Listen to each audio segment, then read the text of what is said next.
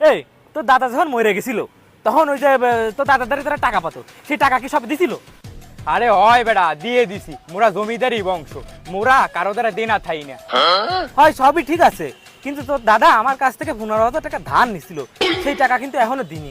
আচ্ছা সেই টাকাটা তাহলে তুই দে। বেডা ধরা খাওয়াই দিলি। মিথ্যে কথা কইলে 10,000 টাকা যাইবে, আর সত্যি কথা কইলে 15,000 টাকা যাইবে। হয় হয়, আমি মানছি তুই সবচাইতে বড় মিথ্যে কথা কইছিস, তুই দেখছো যা।